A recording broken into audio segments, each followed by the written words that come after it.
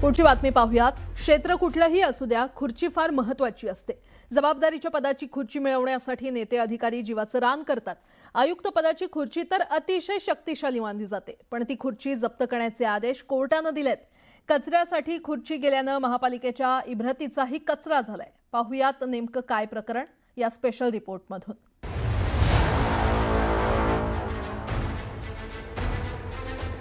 हा टेबल बघा, आता टेबलवरचे हे संगणक बघा, आणि आता ही खुर्चीही बघा। ही तीच खुर्ची आहे ज्याच्यावर पुणे महापालिकेचे आयुक्त नवल किशोर राम बसतात आणि इथूनच ते महापालिकेचा कारभार हाकतात। आता तुम्ही म्हणाल, प्रत्येक आयुक्ताला खुर्ची तर असतेच की, त्यात तुम्ही वेगळं काय दाखवताय? पण मंडळी, ही खुर्ची साधी सुधी नाहीये, कारण तिची चर्चा आता पुण्यासह संपूर्ण महाराष्ट्रात सुरू झालीय। कारण ही तीच खुर्ची आहे जी जप्त करण्याचे आदेश कोर्टाने दिलेत।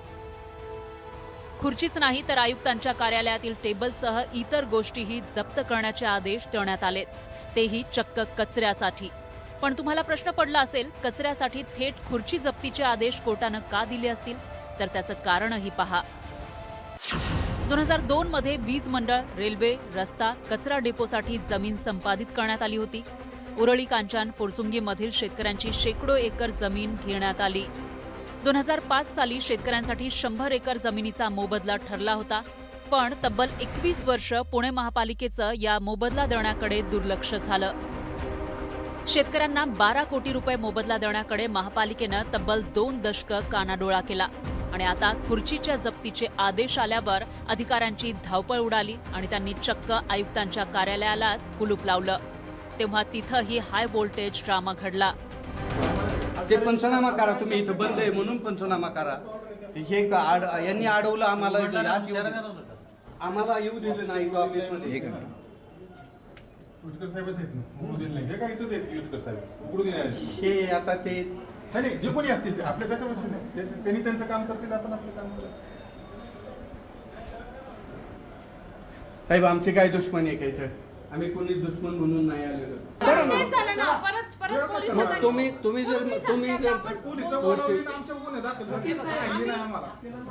मी तेच सांगतोय, मग काय फरक पडतो तुम्हाला 4 दिवसांनी?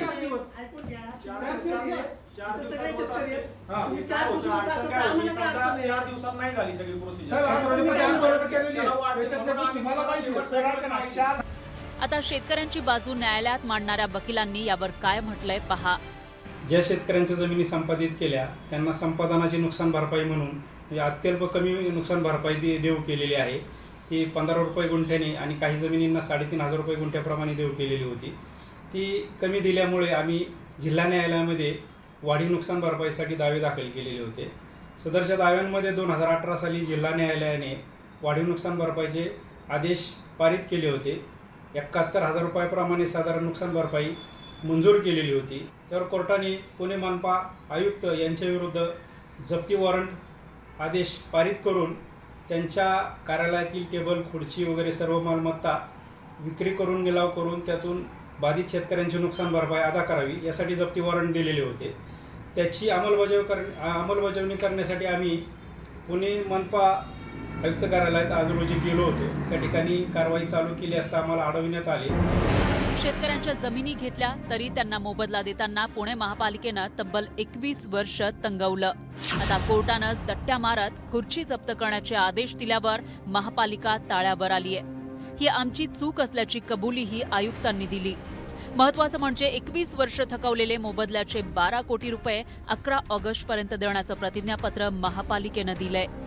आमच्या डिपार्टमेंटमध्ये लीगल डिपार्टमेंट असतील किंवा भूसंपादन खात्यांचे काही काम असतील किंवा कन्सर्न डिपार्टमेंट कोण आहे त्याच्या पूर्ण चौकशी मी करणार आहोत। हे आमच्या लोकांचं दुर्लक्षमुळे झालेलं आहे। जर काही कोर्ट आपल्याला आदेश देत असेल की तुम्ही या सर्टन कालावधीमध्ये पैसे जमा करा किंवा कारवाई करा, जर हे होत नसेल तर नक्कीच न्यायालय त्याच्यावर एक अशा प्रकारचे निकाल म्हणजे देणार, त्याच्यामध्ये काही डाऊट नाही।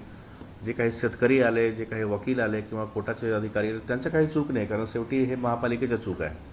पण नक्कीच तो विषय माझ्यापर्यंत आला नव्हता म्हणून असं झालं। आता माझ्याकडे हा विषय आलेला आहे। विदिन 1 वीक हा इश्यू आम्ही रिझॉल्व्ह करू।